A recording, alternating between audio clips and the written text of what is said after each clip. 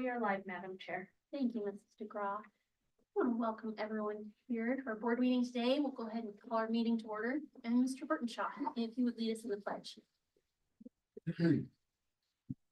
I pledge allegiance to the flag of the United States of America and to the republic for which it stands, one nation, under God, indivisible, with liberty and justice for all.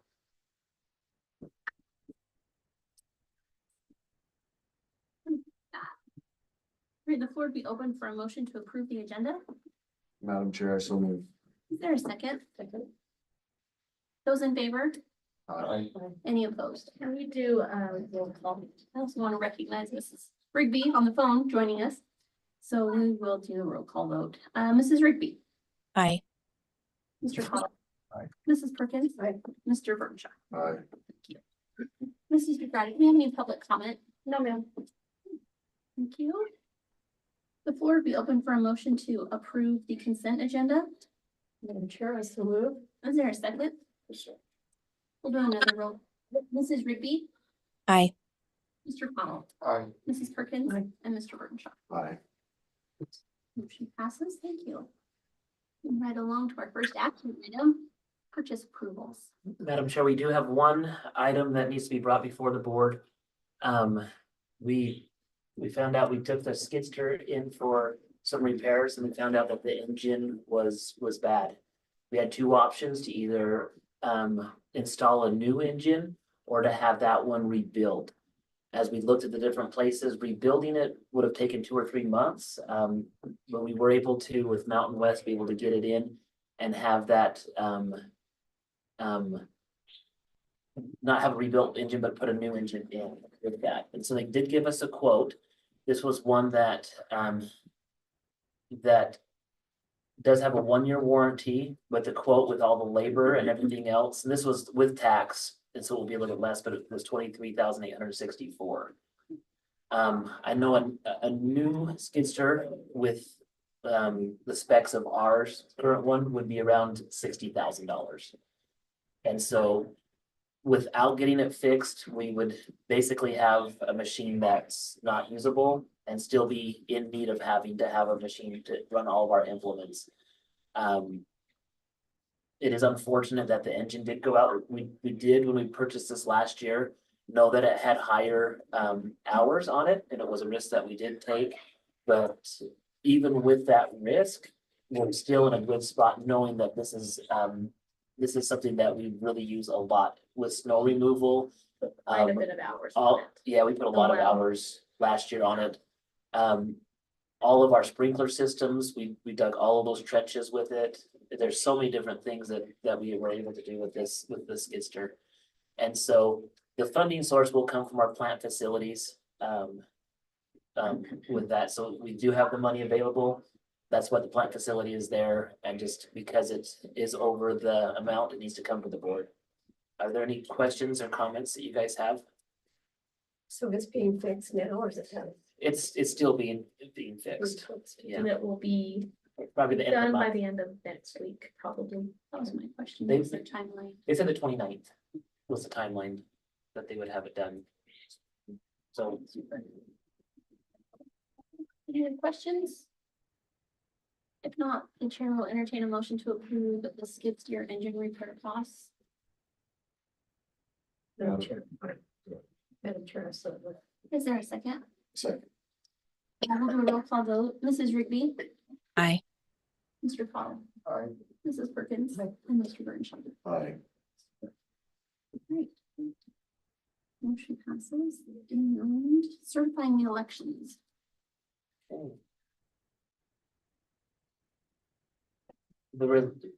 we did receive the official election results from the Jefferson County Clerk's Office. I did just put the results here in the action item. I'll actually pull up the results that we have. And so this for the supplemental levy, and I didn't look up what undervotes mean. I don't know if that was ballots that weren't readable, or I have no idea what that was. Maybe Mrs. DeGrasse, you Googling something right there for me. But I'll go back to the other one. Those were just the official results. It was a lot of people, right? And it was a great turnout, and I think that's awesome that we had a good turnout. It was a presidential election, and the overall amount for the supplemental levy was 61%. Which only requires a 51% to pass, and the plant facility was 62%, and it requires a 55%. I really appreciate the support that the community shows the school district in both of these. The plant facility is gonna be for 10 years. We will not need to rerun another one of those for 10 years. I'm hoping I'm still here as a superintendent. I'm hoping you guys are too, as my board members, right, Nandra? 10 years? Did you find out what undervotes were? Yes, undervote is when you haven't selected enough choices. Okay, so maybe they just, So either they didn't vote or they didn't fill their bubble fully. And so that's considered an undervote, so those votes were not counted. but with the official, they take that, if it's one way or another, not gonna have to have it. I haven't looked at, none of them were even close enough to be contested even with those undervotes. Super on that, and so, but there was a big turnout. This is a great thing from our community. We just want to say thank you for that. It's called it. Yeah, just so we don't sign.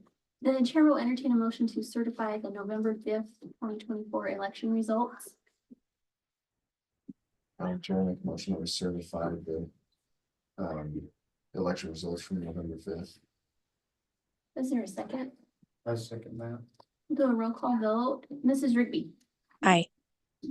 Mr. Pearl, Aye. Mrs. Perkins, and Mr. Burnshaw. Aye. Thank you. And I do appreciate those that did call with questions. We sent out the flyers to the community, which had the QR code to the video that had information about this. And even with our just conversations about getting our tax amounts, they are lower based off of the 292 and other the tax relief. So it's all working like it was supposed to, and I appreciate the community for that. We are New bank account, Secret Facilities Fund. Oh my goodness, I don't have the action item I'll that look at it. on that one. Thank you, Mrs. DeGraw. Mrs. DeGraw is going to pull up that.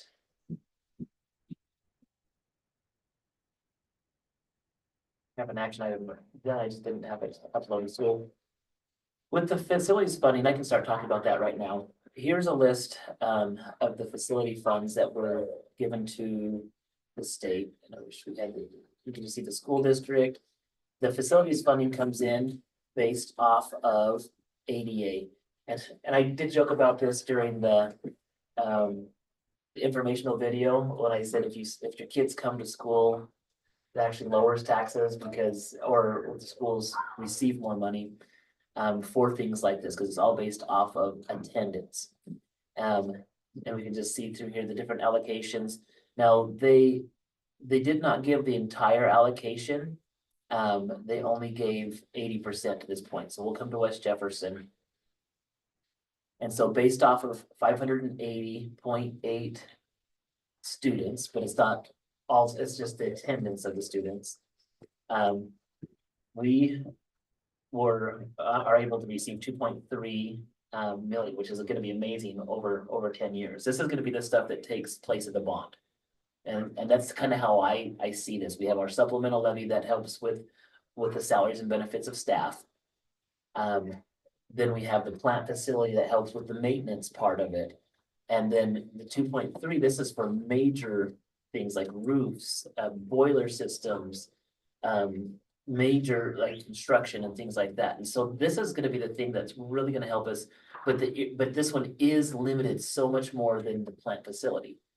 Plant facility can be used for any project on the facility. It could be used for the bus barn. It could be used for the lunchroom. It could be used for an athletic facility. This one cannot. This one can only be used for classroom or educational buildings. So if there's something that needs to be put on a roof, we can do it that way. I can see you have a question. Oh, I did just answer. And so, So going through actually. Three. Oh, that is the 80%. And then we're gonna get another 146 later for 2.4 total, so that's actually better for us. And so we, By a book, boiler. oh, easy. Yeah. Yeah, this would take care of a boiler, this would do all of that. And so Are we intending to wait until they die? Are we- that's a really good question. So the question she's asking about the boilers, would it be better to update them, replace them? We're trying to still see if we can qualify for some grants because it would be helpful if a grant is out there to be able to get those. And then convert those boiling systems to something that's not as dirty as the coal. And also, and Not as labor. labor intensive, it is cumbersome, the injuries and things that can happen by maintaining those. That's also an expensive part of workman comps claims, things like that. So it's something that definitely we have a lot of options to look at. And that's exciting for us. In the meantime, going back to this action item. This money doesn't come to us here in the district, it goes into an account at the state treasury department. Well, it is in our state treasury fund. In our funds, but it's, like I said, it's not here at the district, it's like. Right. It's not housed here, so let me get that action item up here.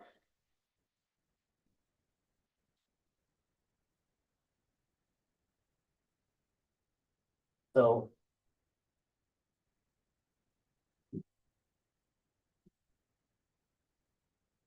There it is. So with the action item, we have. LGIP stands for Local Government Investment Pool, and that's a division of the State Treasury Office. So the funding that we have received. With this, we would like to open up a different account in that LGIP. Where that money goes into. Because this money is strictly supposed to be used for certain things, we have to track it very closely. And if it's in a different account, that allows us to track all of the expenditures in and out. One of Allows us to separate the interest. the interest could also track what projects Yes. are with it. That's So if it's all in one big place. Is that interest? you get So for this month, it was in my general account. Mhm. And so I'm gonna figure out the percentage of how much of interest from these funds. And then we're planning on having a separate fund account to house that interest, because that interest doesn't have the strings attached like the facilities fund. So we are able to put that aside. Get the interest of it, take the ad interest, and then utilize that however the district needs to. It doesn't have to stay in streets. So it's a width. And that really is, as we've talked about 521 the entire time, there's trade-offs. There's pros and cons with this. Some of the things that weren't good for us is that it took away some of the maintenance spending. But when it comes back over to here, we have the security of, yes, we have it. It does take away, it does give tax relief to the people that live here. And the interest raised on it can benefit however we want to. So that's a good thing. So there, like I said, there's. I see that, but what if a school district is looking to build a new building, which they like to do, and they're asking them not to be bonds anymore, so they were, and they buildings. They are, but they aren't. On one hand, So you can. You can still bond, you can still. but they've made it like difficult to bond. It's, for us, when I'm looking at the amount of 2.4, we really, 20 years ago, 2.4 would Was almost build the you an elementary school budget. school. Like, you could probably, but now you can't. And still, even in our district, that's the tricky thing about our district has a maximum ability to bond.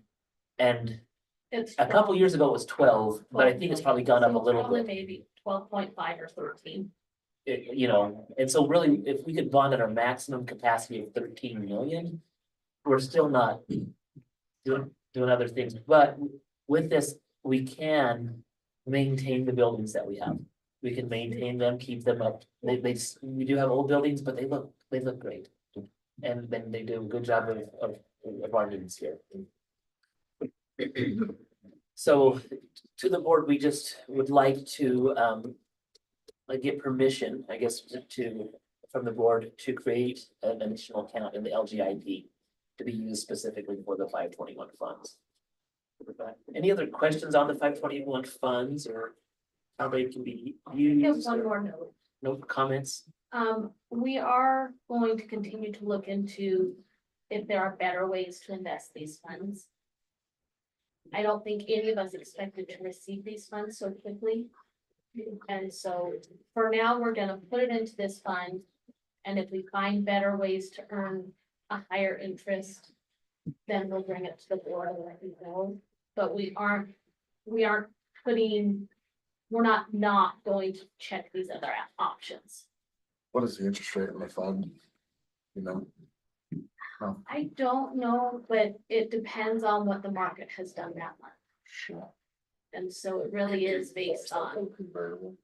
yeah, Yeah, if it's allowed, I wonder if we should look into CD if we can get right. And we 3 to talked 5%. we talked to our financial advisor, and he said there are CDs where you can pull money out of it if you have to early. And so we're gonna look into those things.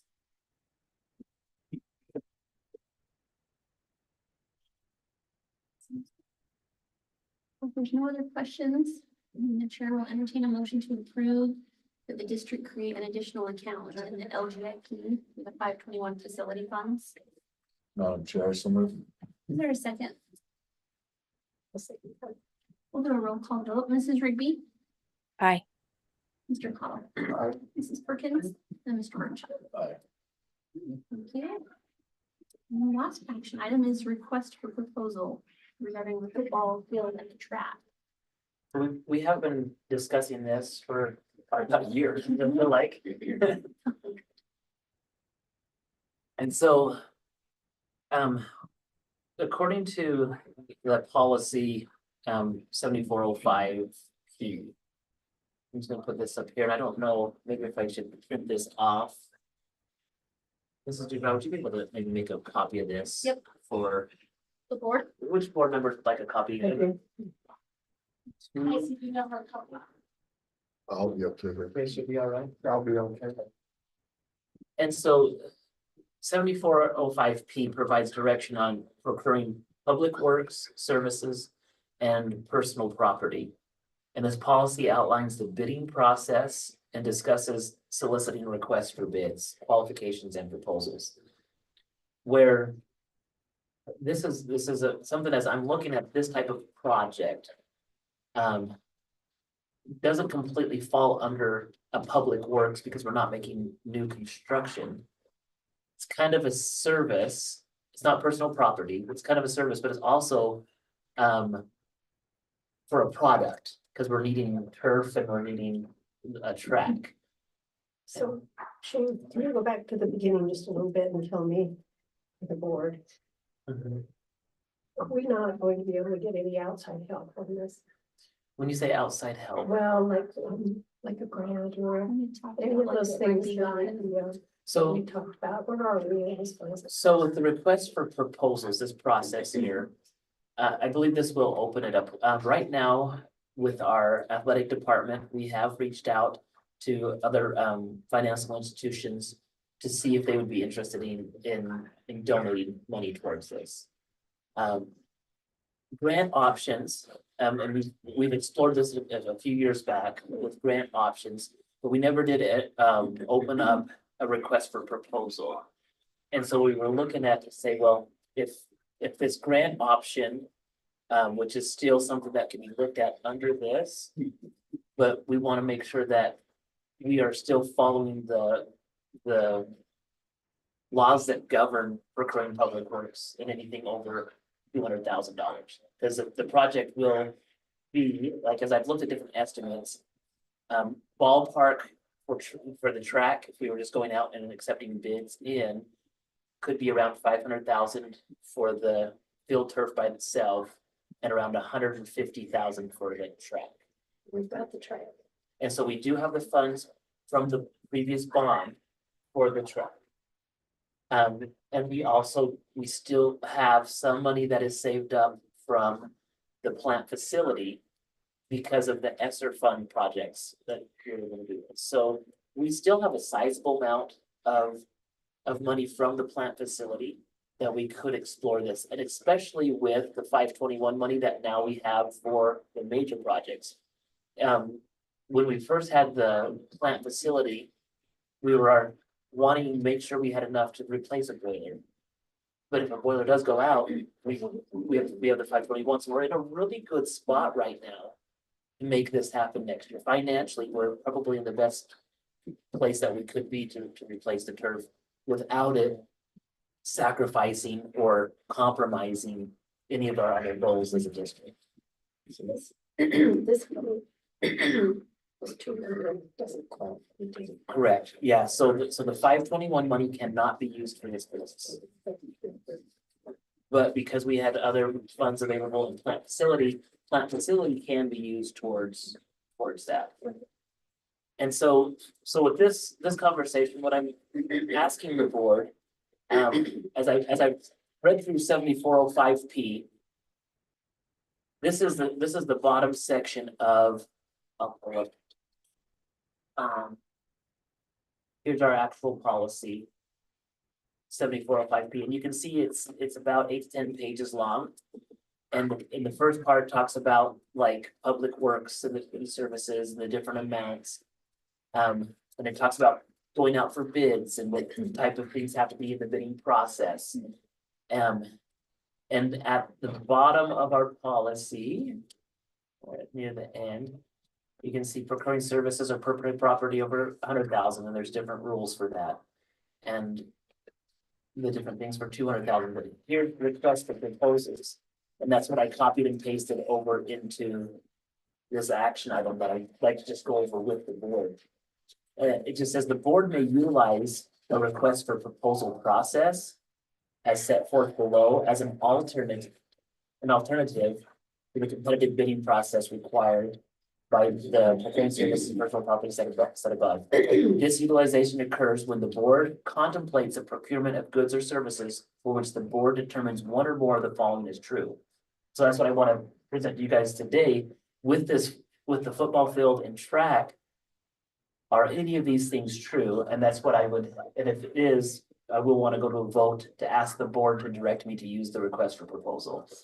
And so that way we're following all those steps appropriate. So the first one, it says the submission of fixed specifications by the board may prevent the discovery of a more cost-effective solution. So if we were to go out and say, we want to go out to bid and we put the exact specs of what need to happen, that might limit a more cost-effective solution for somebody to come in. And so but it also might be something where you have one company saying, I can come in and do the turf for this, and another company saying, well, I can come in and do the track for this. Those two combined might be cheaper than another company coming in and saying, I'm gonna do both of them. This just gives us the option for that. The number 2 says the specific need to be satisfied. So our track and football field, that need by the procurement is amenable to more than one solution. And maybe it is, so the solution might be a private company. The solution also might be a grant, like what you're talking about. But by us going out to this, it's communicating to everybody, we're open to a grant, we're open to the private company wanting to come in and give us a quote or bid for that. That also includes like. Yes. Yeah. Yeah, that does. And with the grant, was it you guys that were seeking those out, or did you have somebody that were working? We were speaking them. So in our previous, a couple years ago, when we were looking at this, we did reach out to a grant that said they would be able to pay up to a certain percentage. But it wasn't a cash award. It was one where we still had to come up with a certain amount of money pay that forward, and then they would get that process going. We're still open to something like that, but if that's not, again, it might be the most cost effective, but is it really the best long-term solution? We can put in there that the quality of, or different things, or regionality of other groups can be important for us. Well, I just know someone that has not football fields or track specifically, but they get certain like playground things and stuff, so they might have some knowledge on how to Nice. seek those out. Yeah. So, anyway, The third one is that of our factors, not just price, we can put that in there. That we're not looking mostly for the lowest price, we're looking for the best product. But that would be a request for proposal, because everything else up above, its lowest price wins no matter what. So are you hoping to have this done by the next football season? I'm hoping to have, if the board votes on directing me as superintendent to look for proposals, I'm hoping to have the proposals ready to be sent, approved officially by the board in next board meeting. Send this out for the next 2 months, and in February, if we have some companies that are willing to do this, I would like to have it done this next summer. That's what it would be. So again, some of the factors with this process, we can ask people if they have innovative solutions, unique product features, vendor experience, price. You can see all the different things. They can all be part of that.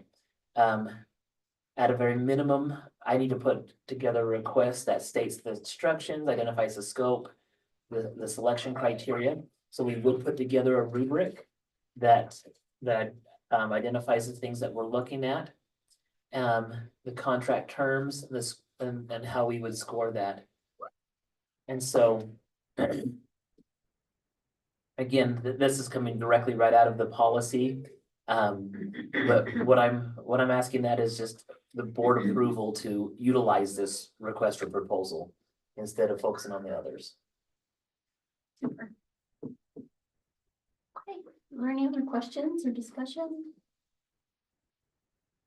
The chair will entertain a motion to approve the superintendent to utilize the request for proposal process as per policy 7405P for the football field and track project. I'm sure, so Is there a second? I second that. We'll do a roll call vote. Mrs. Rigby, Aye. Mr. Cottle, Aye. Mrs. Perkins, and Ms. Burge. Aye. Thanks, guys. Right, I will work on getting this ready for the next board meeting. Then.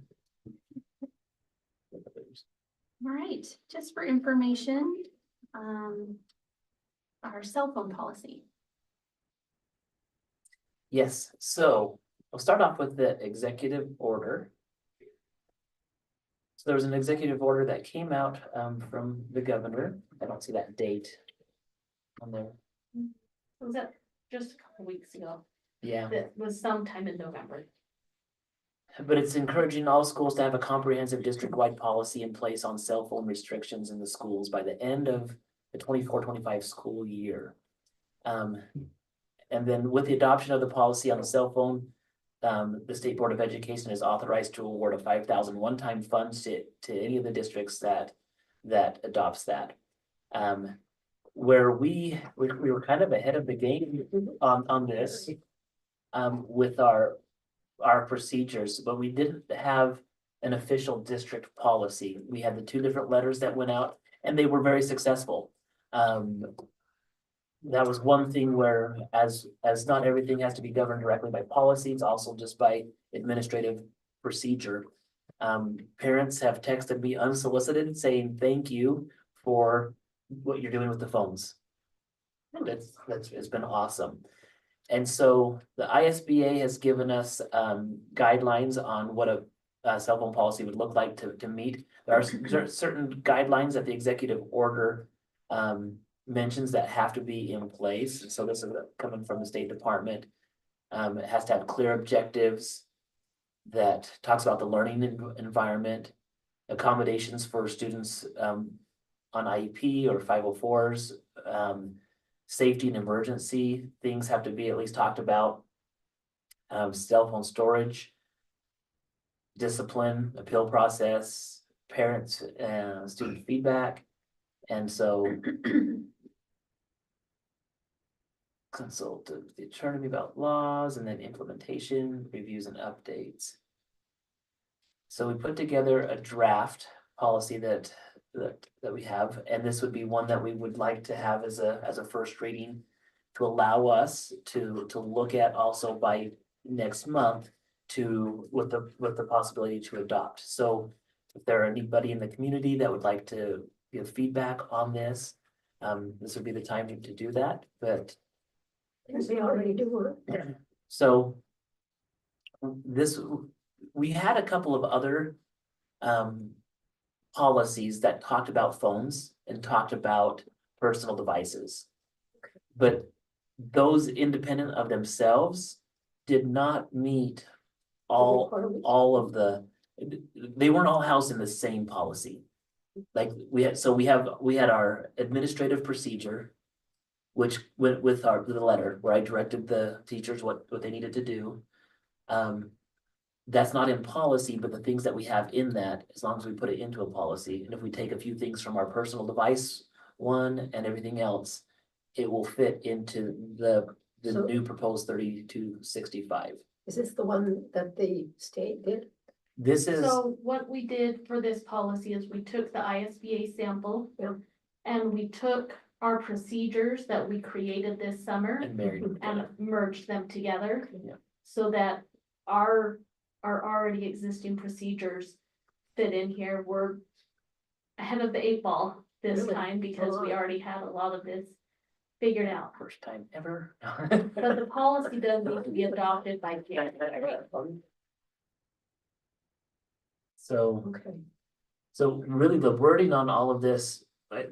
We took the ISBA sample and put the different things in there, and as we go through there, we can see the different places where that came right from our letters to parents.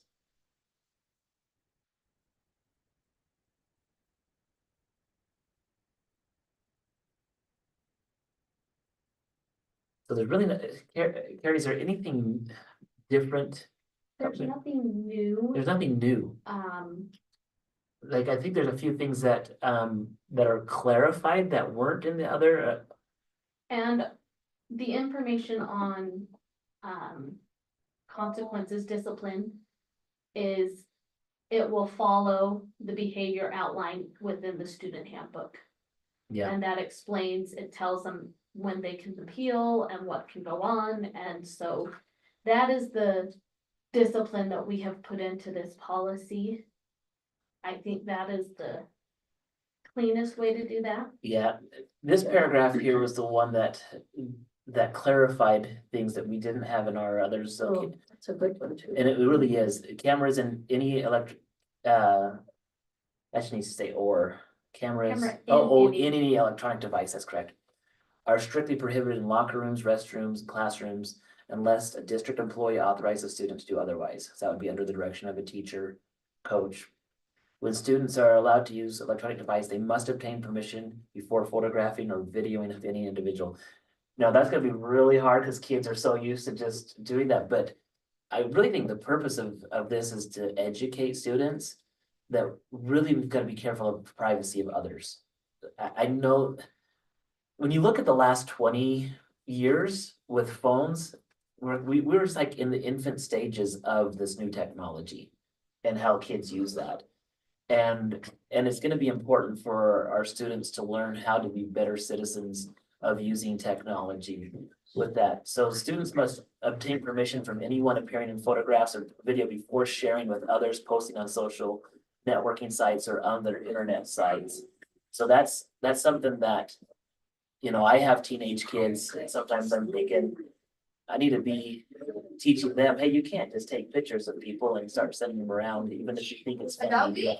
They just need to be a little bit careful about that. So the implementation is just here, but I believe this meets all of the requirements of the executive order and will give us the option to be able to have that, so. Any questions from the comments, you guys, as you think about this? We have a chance to read it. And Yeah. don't know when they will. Yeah. They can put it next time or. If we, how we'd like to do it is if you have major, you have major changes into this, if it's just grammatical stuff, I think we could use this as a first reading, if you guys feel good, but if there's major things that you want to change, we may need to maybe hold another special meeting between then, and we can decide that after you have a chance to read through it. Yeah, I've got to go through it. That's good. But yeah, that's what we want. We just want to make sure that the board and the public had all of that information available. All right. Okay. Well, thank you, Madam Chair. You might have heard a little bit of movement coming in the background, those that are listening in on YouTube. We have invited Mrs. Williams's first grade class to come in.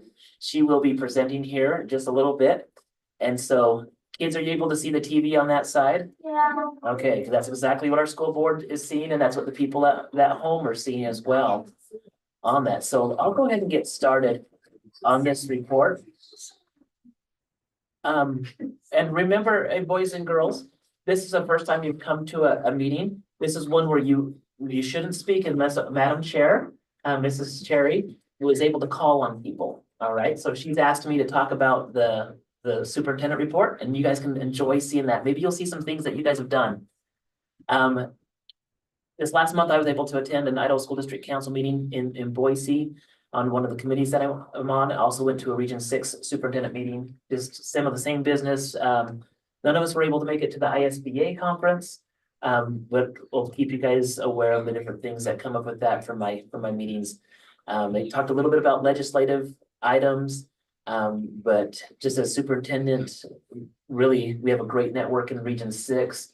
If we have questions or concerns, we have a thread that we text each other, get questions answered. It's been really good. I'm super excited to announce that the maintenance department has hired Andy Miller to be the maintenance supervisor. He's started working on Monday and is getting around. Andy lives in Montague. Just moved to the area a couple months ago. So we're excited to have him here at West Jefferson. You can see this picture here of some of our food service employees. The food service group is moving towards more scratch cooking. They've been taking some classes and courses on that. And as part of that, the staff got their official chef coats, and you can see that, especially Wiley, he's super excited right there in the middle with this. So junior high, they right after harvest at the end of the quarter, excuse me, did the junior high frozen production. I think most of you guys were able to make that. Was everybody able to make that? That's great. That was there, and it's a niece, isn't Jacob's a niece of yours? Yeah, she did. Well, they all did amazing. Great job. They all did amazing. Oh, look, they even have my son on the side. He's in the back. But it was great. Really appreciate the different volunteers that came in and helped with the lighting, the sound, the different groups. The kids pulled that together. I do, as I've talked with Mrs. Erickson, we probably won't try a junior high production first quarter because we didn't realize harvest break was right in the middle of that. And so they had a lot of momentum coming up, memorizing lines, and then they had a 2-week break. And then they're like, oops. Then they had to really work hard, but you couldn't tell. They did such an amazing job. So they're thinking to move that to the 4th quarter next year. Mr. Harrelson's careers class, it's gone on a couple of field trips. They've gone to local businesses like the Bank of Commerce, Kit Heliops that's Kate Tomlinson's helicopter one. They've been to Mud Lake Phillips 66 Pizza. The careers class is one that's a required class in 8th grade. They do it online through IDLA. Mr. Harrelson facilitates it here, and they're just having a lot of fun with that. VFW Patriot Pen essay winners. Sawyer Jacobs, his is moving on to district. He was first place. Keaton Skidmore's, his was also chosen to move on to districts. 3rd place was Alonso Garcia. High school had college week. Mr. Guimar decorates the entire hallway with all the different banners from the colleges. Several colleges and the military came in for a panel. They did that here at the ALC. The seniors were able to ask them questions. Mr. Guimar helped the seniors create a FAFSA account. And 68% of our seniors have completed the Apply Idaho application. It would go higher, but Mr. Guimar says there's a few kids that are just so determined not to go to college, so they're not gonna fill anything out. But you know what? If college isn't for everybody, I hope they can get into a trade school or something to help to further their education that way. The PSAT testing, all sophomores, they took that. These opportunities are paid for with the advanced opportunities. I believe Mr. Guimar talked about that last year, but just as a reminder, there's a certain amount, it's over $4,000 that each student from grade 7 through 12 has access to do that for advanced opportunities. 24 of our juniors and seniors took the SAT tests. Student council was able to take 4 of their members to Twin Falls to a student council convention. Great leadership training and opportunity for our students there. The geology class, I can't quite see everybody there, but they took a couple field trips, one to Meadow Lake with the Kilgore, Manambu Buttes, just to look at the different rocks and formations and everything else. So a lot of fun things happening in our schools. In the high school, if you walk down the hall, you'll be able to see a gratitude tree. The students are encouraged to write things that they're grateful for on the leaves. Mrs. Dowling has mentioned that, of course, you're in high school, so some kids might be a little less thoughtful, but she says others are really thoughtful on it. And it's a great thing to be able to go through there and read the different things that people are grateful for. The National Honor Society is doing an Adopt a Child event. Right now, they're doing that to raise money to help adopt a family for Christmas. That's just one of their service projects. Athletics, senior all-star game, Haley Perkins and Maggie Barrientos were chosen to go to the all-star game from our school. All conference teams, was that fun? Were you able to make it to that, or did you see it on NFHS? Yeah. That's fun, that girls worked hard. All conference volleyball teams, Maggie, Allie, Haley, Tara Pancari, Trixie, and Zaylee were all recognized by their coaches. All conference football teams, Tate Simmons, Raleigh Calder, Justice Bergeshaw, John Bonilla. John was excellent this year with his kicking, and Raleigh Calder as one of the top punters. He was actually ranked in the nation this year, and on Max Preps, and so those guys both have worked hard. Boone Bergeshaw, Eli Sullivan, Isaac Hall, Nathan Tomlinson, Matt Hall. Fall sports, the high school volleyball ended at 4th at districts, and the high school made it the state playoffs for the first time in 3 or 4 years. Had a tough game at North Fremont, but we're making a lot of improvement. So proud of the team, the boys. The cross country had 1 state qualifier, Bella Spencer. She's had injuries all season long, but she was able to get 14th still at state in the cross country race, despite having the injuries. We're starting the basketball season. The girls' basketball team's already played a couple of games. They had their first home game here on Saturday. Boys basketball have tryouts. Their first game will be the December 3rd. Boys and girls wrestling practices started, and the cheer season is continuing from the fall. A couple more winners from the VFW's Voice of Democracy. So Trixie Smith, she was first place winner, and her essay will move on to district, and also Brindley Bitter was in second place, and hers will go to there as well. Third place was a tie between Anna Williams and Aubrey Sharp. And then the VFW also chooses Teacher of the Year, and they give the teachers a certificate and I think a check. You missed the elementary teacher. It's down, it's lower. Okay. It's lower still. So Melinda Schweeder was chosen from the high school, and Bailey Bernashaw from the junior high. Lots of professional development. This is a secondary, doing a book study, creating about cultures of thinking in their classroom. Mrs. Scott does a great job of having different professional development opportunities. And then the elementary, I didn't have a picture. I wish I would have, because it would have had Mrs. Williams in it and the other elementary teachers, but they had math training with the ISU Regional Math Center. They came here, they could actually do that here in this room. You can still see the number line up on the board. Gonna get that erased all the way. But at my Region 6 superintendent meeting, the math specialist was there, and they always are very complimentary of West Jefferson. They stand up, and then all the other superintendents think I'm being a brown noser, but it's just because we have awesome staff, and our teachers are dedicated to teaching and getting better. And this year, we were able to do it with our new curriculum and just different ways to be better in the curriculum. And so this is all free of charge. The ISU Regional Math Center comes here. It doesn't cost anything, and we just have been taking advantage of that opportunity. We appreciate our teachers for being on board with that. So a couple things at the elementary before I turn the time over to Mrs. Williams. She's gonna give us an update on that shouldn't say, we're not doing the math today, are we? No, just the ELA curriculum. Just an update on the ELA curriculum, how it's working. But we did have again, since our last board meeting, we had our Halloween parade. All the kids went through the entire school. Some of you were maybe able to come to that parade, but then we paraded through the auditorium here at the ALC. And it was a lot of fun. The Hamer PTO put on the Hamer Halloween Carnival, very successful.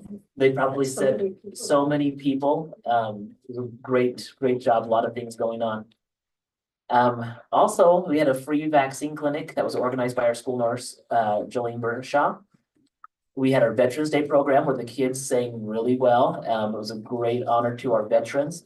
At that Veterans Day, the student council fed the veterans as well. So the veterans are invited to a lunch. They were able to sit down with them, visit.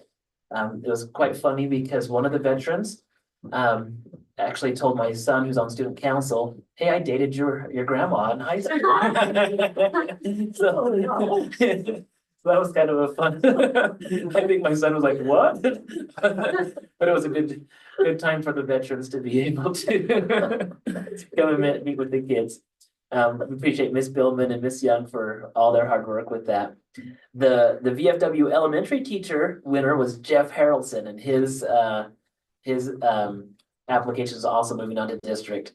And in that, Mrs. Erickson, when she wrote that and for Mr. Harrelson, she said, he shouldn't be just teacher of the year, he should be teacher of the century. And I thought, that's perfect. We don't ever have to do one of these again. He just gets it for the rest of the century. But he's done so much as we've looked at Mr. Harrelson over the years since he's been here. Some of the things like helping put in the internet cords in the buildings, like that was before the internet. He taught Using a bow and arrow. bow and arrow shooting through the things.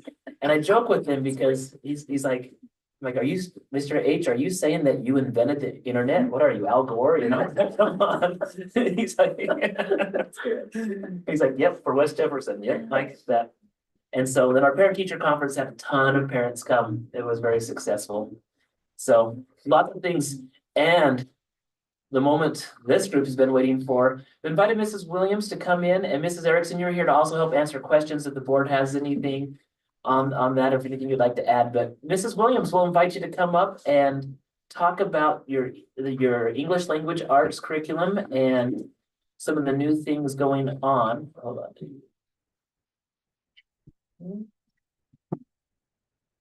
Out of the way, and I'll just move it as you go. So go ahead. All right, you guys, ladies and gentlemen, I am so excited about CKLA Knowledge. It is my most favorite thing that we do now in our classes.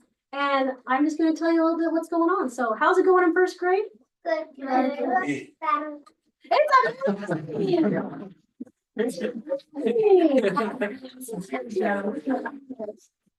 Yeah, they really do enjoy it. So we're going to talk more about that.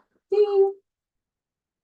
Okay, so why we love it. The stories are engaging. They're just so fun. You just want to know about it every day. We're just excited to find out what we're going to learn next. And I actually have this little book here, and it's children's favorite story that they have, and a little picture and story to go with it. So you can go ahead and look at that and pass it around. Also the facts are enthralling. Like the kids are always like, did you know this? And we're just talking about the facts and they just remember them because they're just so interesting to us. The discussions are stimulating. In all the lessons that we have in CKLA, they have a think, pair, share. So we're thinking about what's happening. We're turning to our neighbors and talking about it and sharing it. And everyone is able to get an opportunity to talk and to collaborate on what we're thinking and what we're seeing.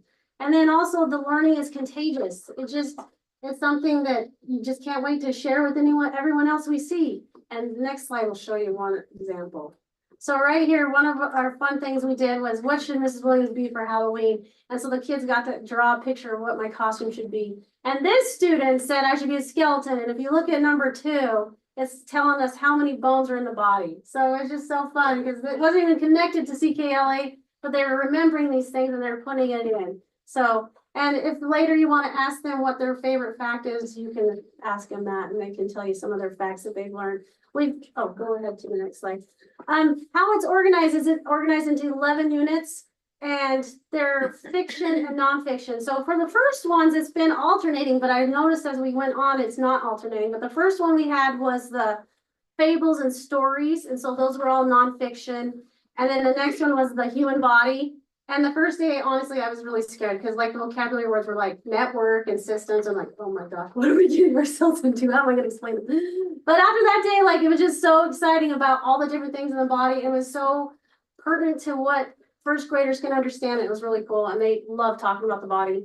And then the next one was, Mrs. Williams. oh yes, yeah, So how long does a unit last? it depends. So if you look underneath it, it says like 11 lessons, and then there's, I think that says 11 after that, so 10 lessons. So they're different Yeah, amounts, I just was depending on trying how many they have for the unit.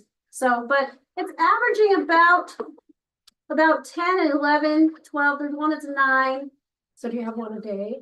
Yes, we just do a lesson a day, and every day, every lesson is a different story too. So it's not, like in the other curriculum we had, it would go for the whole week. We had the same story the whole week, I see. and it kind of got boring. And so this one's always exciting because we have something else to talk about. And so then they it's have really a cool. worksheet that goes with it every day or? Not every day is there a worksheet, but sometimes there are. But it'll show you on the, in the next slide, it'll talk more about You that. wanna go to it? You wanna go to it now? Oh, yeah, sure. So on the, or you wanna go, you gotta click the other. Okay, so at the end, it says, well, in the middle, it says each day is closed with an application activity. So there's like the graphic organizer we have to complete, or there's group work, or we act it out. So when there's like graphic organizer or group work or something, there's sometimes a paper to do with it. And that picture that they were in with they were holding up, that was the workbook that they have with it. So there's On a that first workbook, page, yeah. right there. So right there, Oh. yep, there's the workbook, and we just get to that and do, so there's not one every single lesson, but there's definitely one in every unit. Let's see here. Oh, can you go back one Yep. slide? Okay, the vocabulary words are challenging yet intriguing. So they're words that they're gonna be seeing in the story. And it really just helps to understand the story, but it's also a little bit more advanced. So yesterday, our word, one of the words was, and it was the focus word was flooding. So that was in the story, and then they were able to read about it and learn about the flooding that happened in ancient Egypt, so. There are different levels of comprehension questions, so after we hear the story, they have a neat system on their website where you can just play and it'll just read the story to them, and it has images that go along with it.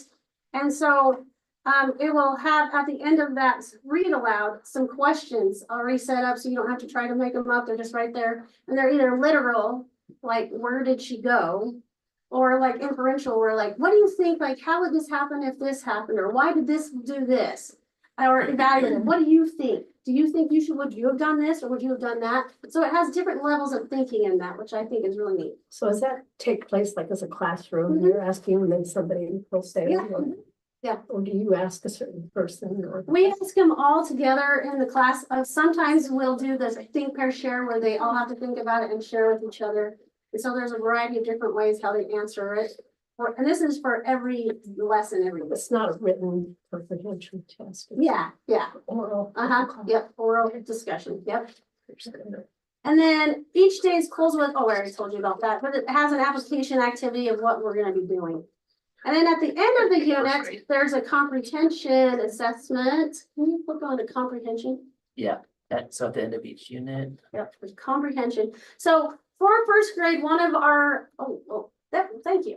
At one of our power standards or priority standards is comprehension, and it's highlighted down there. It's able to answer questions and demonstrate understanding of the text. So there's the unit test at the end, and that's where we are assessing individually what they understand from the unit.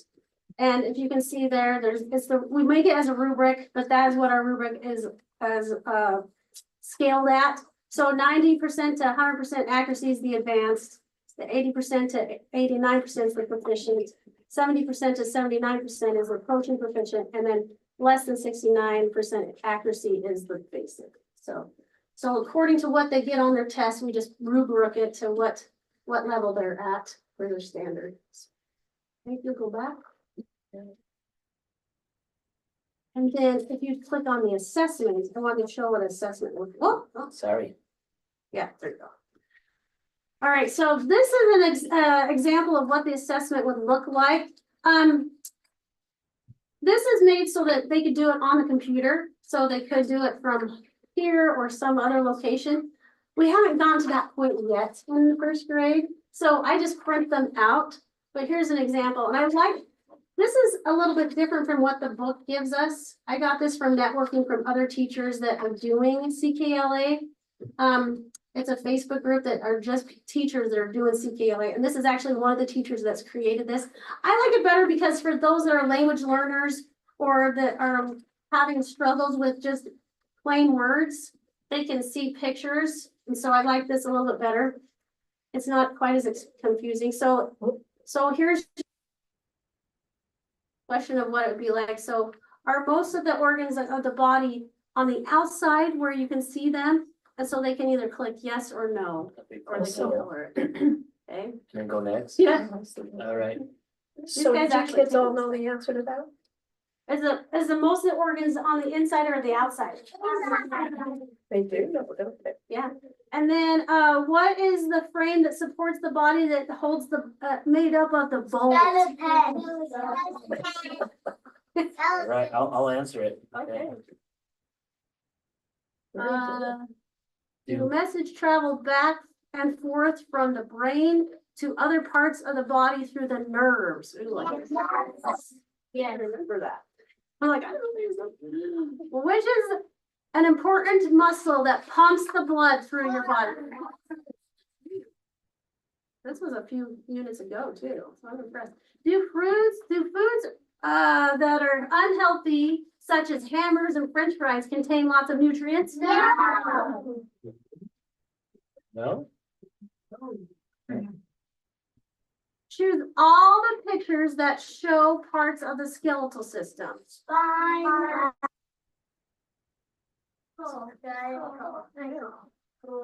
What about this one? Okay, all right. Choose all the pictures that show the parts of the muscular system. We've got the blood vessels, we've got hand muscles, we have biceps. Good. Okay. All right, choose all the pictures that show parts of the digestive system.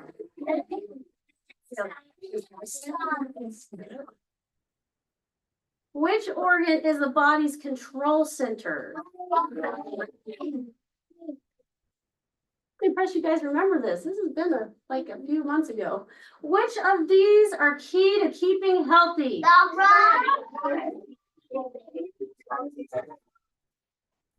Watching. No, Come on.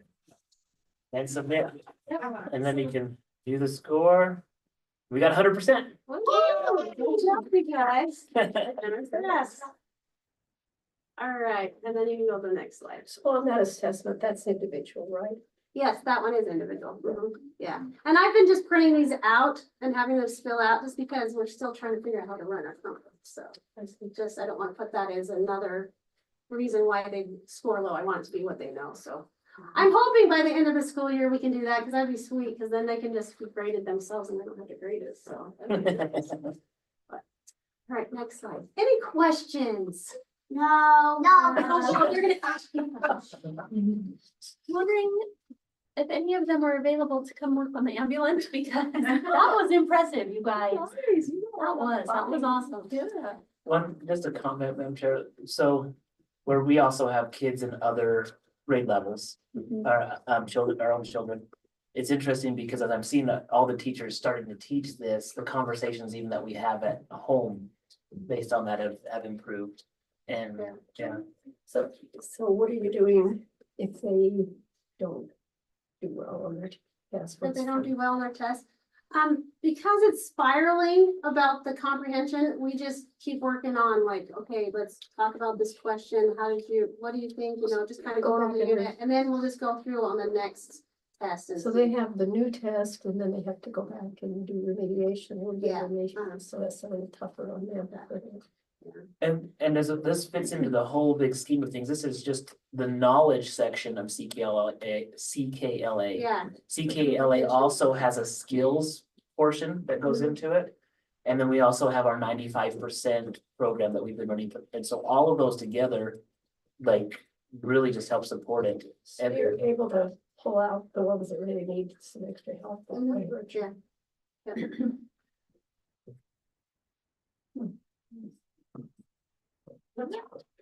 See, I quite like that. You gotta think of one question, because they've been dying. They want to answer a question. One Well, question, maybe. Well, what's, So tell us, so you've gone over fables and stories. Yeah. Human body, and are you on different lands Yes. now? Oh, no, Oh, Egypt. we're on early world civilizations. Oh, you're over here on early American, No, this way. early world civilizations. So ask them what they learned today. yeah, what did you learn? So let's raise our hands, and so. Madam Chair, which student would you like to Good night. choose? Debbie.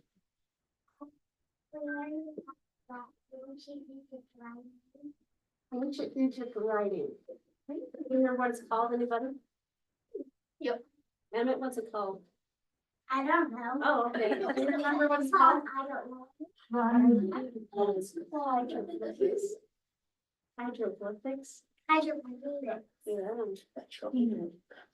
Well, there's some big words. That's one of the vocabulary words, hieroglyphics. Yeah. They can recognize it, so. So what was your favorite fable story? Fable story, think back to the fable stories from the beginning of the year. First. Right, John Deere. That's you, Julian. What was your favorite fable story? You remember? John Deere.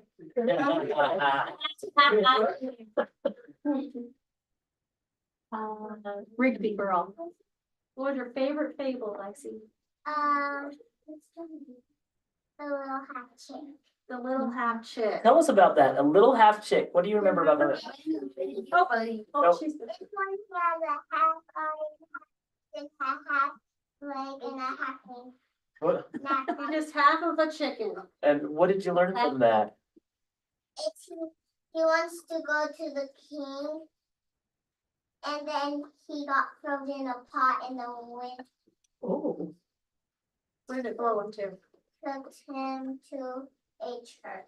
Yep, and now that's how they explain a weather vane. A weather vane, sorry, weather vane, yeah. So that's how you get a weather Maybe vane. one more question, you think? Do we have time for one more, Madam Chair? All right, little guy in the green here. What's in it? Your favorite fable, Or it could be a fable Or favorite or story. story. or whatever story, like Whatever. nonfiction if you wanted. Circulatory. The circulatory, do you remember what the circulatory is? I'll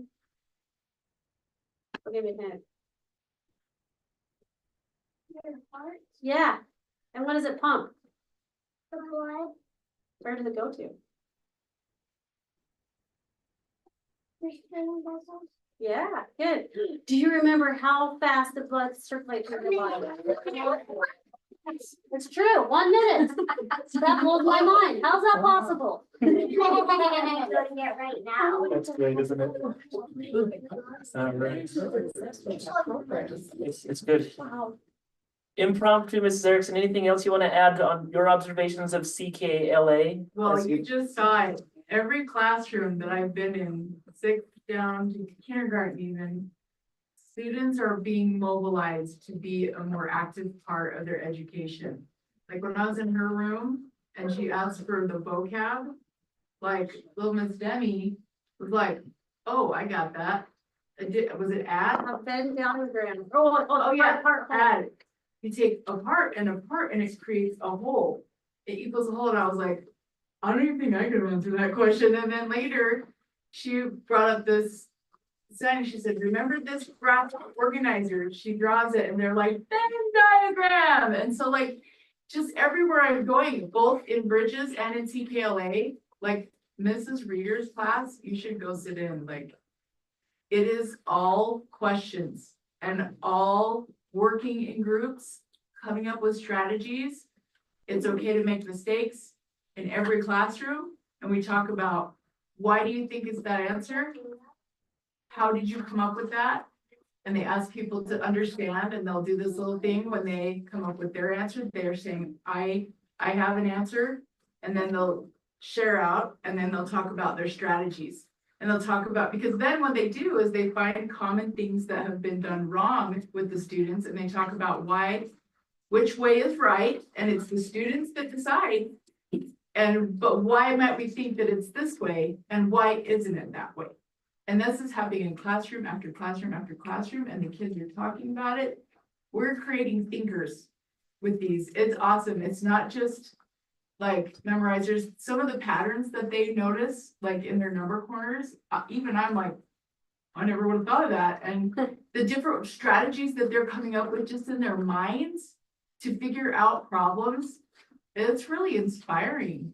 And I'm just like so excited. These kids are so smart, and they're getting excited about being engaged, and it feels safe to share your ideas, because that's how these curriculums are written. And I'm seeing that consistently across the classrooms. Like, I think sometimes in math, they don't even know they're learning because it's fun.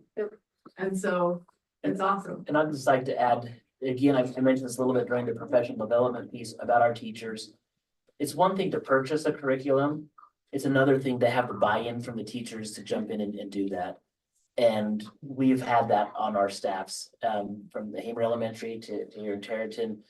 The teachers they're using it. Are we perfect in it? Not yet. But again, it's only been, when did we get the full 2.5 months? Yeah, CKLA, it wasn't until like the second week of September that we were able to actually get it all divvied out. So now we're at the end of our second full month of having that.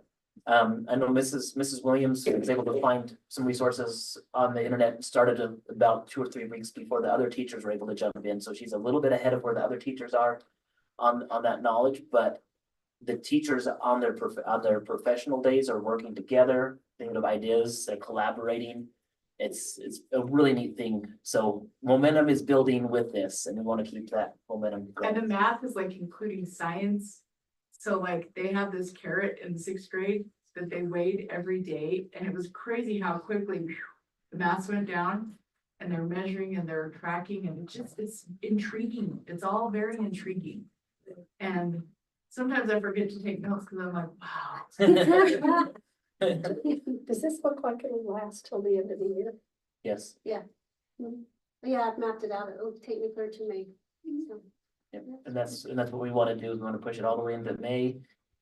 For the grade levels that do have testing, we want to push the testing back into May, so we're not doing testing early, and then we want to push it as much as possible. So. Could I make a comment? Yes. From a parent perspective, I feel like it's introducing words that aren't commonly part of their curriculum, especially when you did the body section. To have my first grader come home and tell us all about the gluteus maximus, not something I would typically say would be part of her normal curriculum, but it was fun in that she's remembering things and then knowing how to relate them. And so I think it's been a good program so far. So that's Mrs. Rigby. She's another one of our board members, but she's at home. Is she somebody's mommy over here?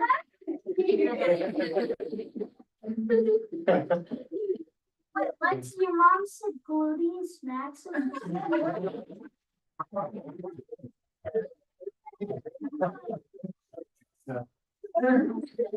Thank you, Mrs. Williams. Thank you. Well, if we want to, we can probably, Ms. Williams, you want to maybe have your kids sneak out, or Yeah, yep, we're ready to go. ready to go to recess? Okay. Thanks for coming, you guys. Come back and see us.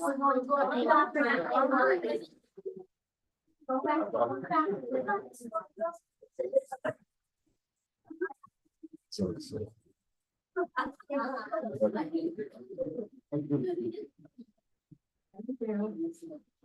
you later, bud. It's fun to have adopted kids. Yes.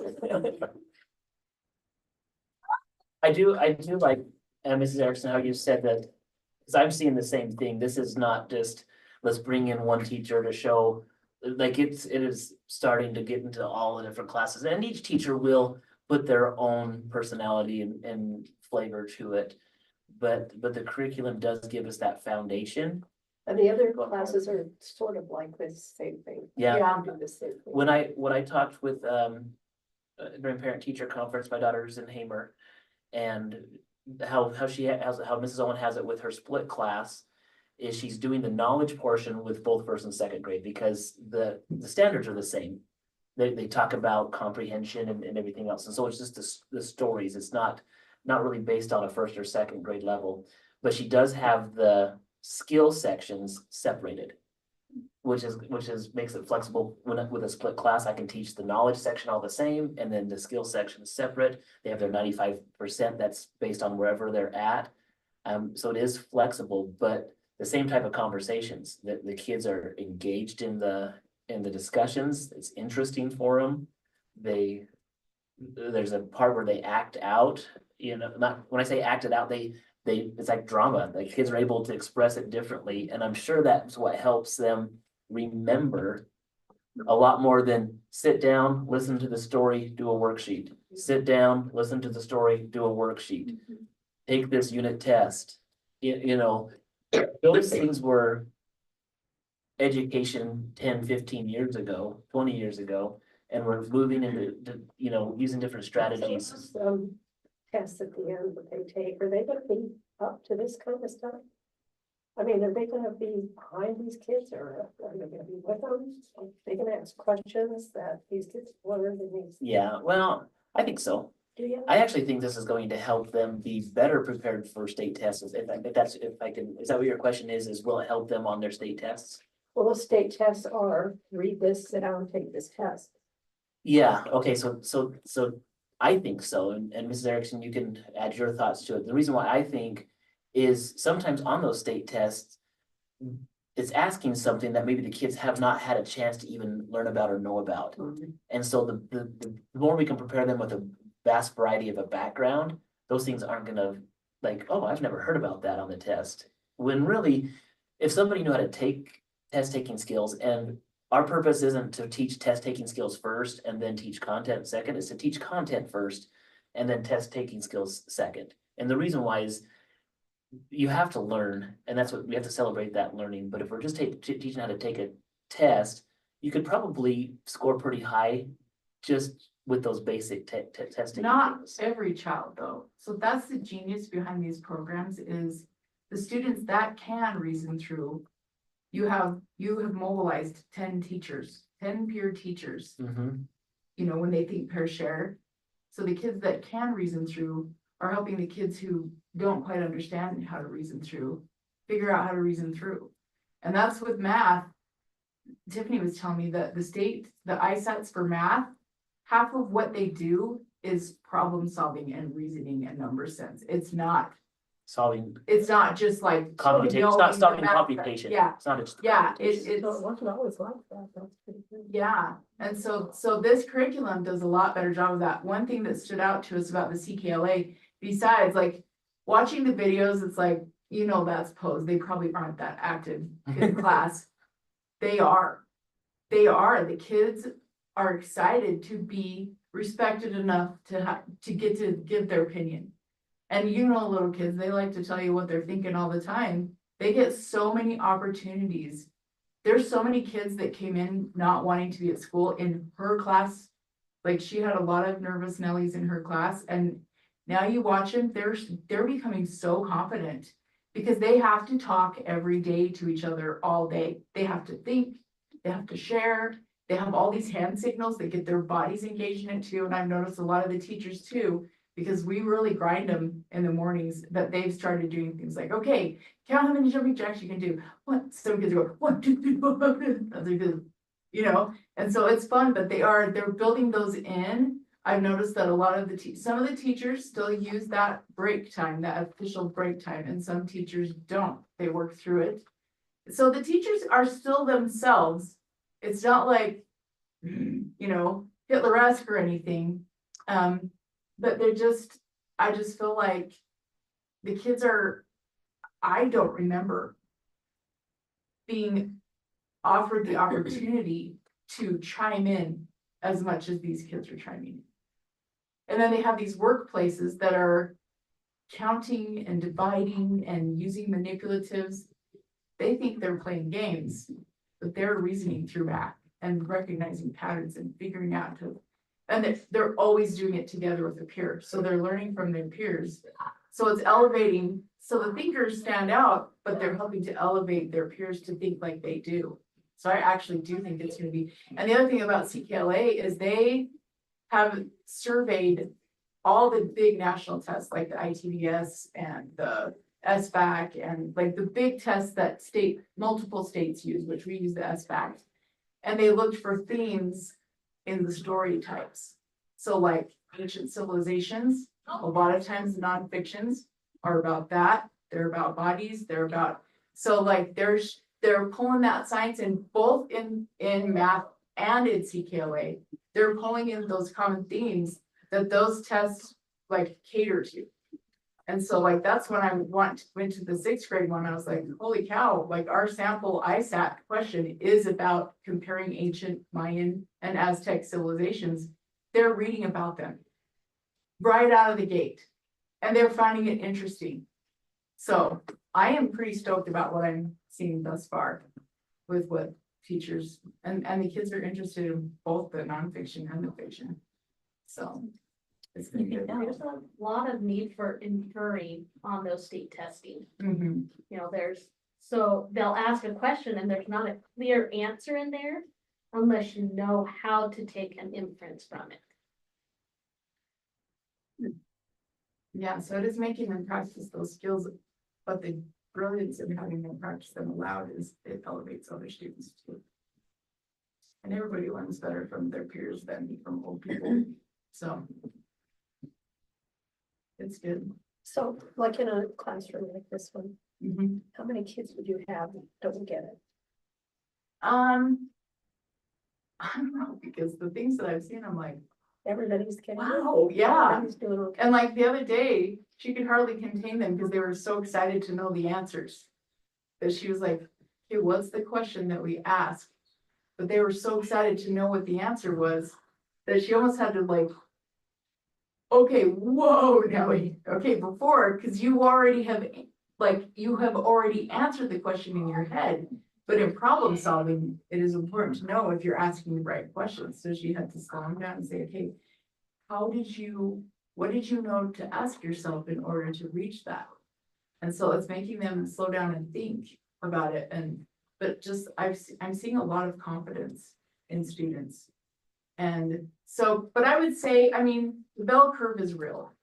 Like in any class, you've got those few that just get it.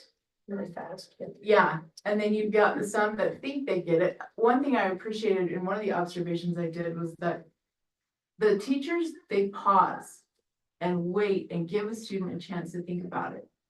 And then they just say, well, so the teacher said, well, so what do you think? And then the kid didn't think that they knew what it was and then said, well, I don't know, just blah, blah, blah, blah, blah. And she's like, yes, that's exactly right. You did get it. And I have noticed that our teachers are good at shifting through and giving students that haven't had the chance, like little Demi, she's like superstar. She just knows she's got it. And there's a couple other students, like in every class, that just get it. But the teachers are good at having what I keep seeing is productive struggle. Students are engaged in productive struggle. And if when they're working in their groups, which there's a lot of that too, they disagree, you hear them discussing, well, but I think it's this because look at this. So that's what I say, they're teaching each other. And it is a hard way to teach because it's scary. But the teachers wander through and listen. And if they see someone's going astray, they try to help they ask questions. instead of saying, well, no, the right answer is, which that is how you're supposed to teach. Is you're supposed to let the students figure it out and reason through by asking questions, guiding them. It's brilliant. Like, You know, when we were exploring which curriculum to adopt, there were two that kind of stood out about higher level thinking and vocabulary and engaging stories. And there was another one and there was this one. And there was part of me that had a worry of, is this going to be too high for our kids? Have we done a disservice by, is it gonna be so hard for them that the kids are just gonna melt down and teachers aren't gonna keep with it? Because as we read some of the, you know, some of the comments and things from other schools that have been using it, some of the comments with some of them were, this was too hard for it. But then there were others that said, this was hard at the beginning, and then the kids rose to the challenge. And this was really, like, I didn't know that the kids were gonna, I honestly didn't think, I was thinking, man, I'm bringing a whole classroom into right to the front of the school board. Yeah. And we're on, you know, and we're on YouTube Live and we're on all this stuff here. Why But- should a kid know about the circulatory But- system? But they jumped up to it because Yeah. it's interesting to them. Yeah. And so it's actually made me go, whew, got it kind of right now. We're gonna keep working at it. You know, there's nothing that's like, we've never arrived. But it makes me confident that we are moving in the right direction. Do you go on fast enough to satisfy those higher learners? What I'm noticing in every classroom is that it's sufficiently challenging to keep them engaged. But not so challenging that you can't still stop and help explain to the kids that are kind of going, you know? If that's an opportunity for them to teach others. Yeah, and that's what I say, that it is expertly, both curriculums have expertly worked that in to where it doesn't feel cumbersome to the elite thinkers. It doesn't feel cumbersome to them because that is just how we roll. We think, we say, I think I know it, and then the teachers are strategic in who they pick to share their ways, and then you go through and compare. I've seen that multiple times in math. Sometimes they get up and a team will send up a person to draw the picture of how they figured it out. And the teachers let them fail sometimes so that they can help teach each other. But it's always with respect and celebrating the fact that mistakes are how we learn. And if you were thinking that, probably 5 other people were thinking that too. So yeah, I just, it's different, but like I am stoked about it.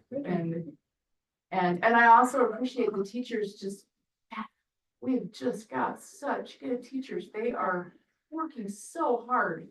And after Spud Harvest, right after Spud Harvest was their second ice station, and one of the teachers was saying that they were kind of disappointed because it didn't go quite as well as the previous one. I'm like, well, they had just been on summer break again for 2 weeks, so give yourself some grace. But so then on the next one, they're like, come on, it's game time, let's do this. And the class rose to the challenge, and so she just came down and was asking if they could do a pizza party to celebrate how everybody worked so hard and that they did bring their scores up. And I was like, sweet, that is awesome. Let's keep that going. So they are trying really hard. They have their data meetings and they struggle over where do we put these kids to give them the best help. It's just like, you just couldn't ask for a better. I'd like to see that again in that, Yeah, when we get far enough along. Yeah. Right, and tell what's happening there. it's a good idea. Have to do that. Thank you. Any other questions? Thank you, Mrs. Ennis. Oh, yeah, thank you guys for trusting us and investing in our kids. Trying to make the best of it. It was a worry. We had to prove us. It was a lot, but it's gonna be. Yeah, it is. Sounds like it. So, okay, see you guys. Thank you. Did that finish up our That superintendent's report? finished up the superintendent report. Madam That's a Chair. good ending. All right, do we need a special or work meeting? I don't anticipate one. Well, our next regular meeting would be December We're number 19. Okay.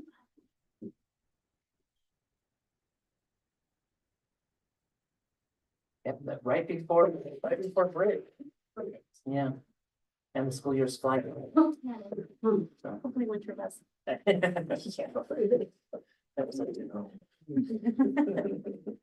floor be open for a motion to adjourn. Madam Chair, someone. Was there a second? Second.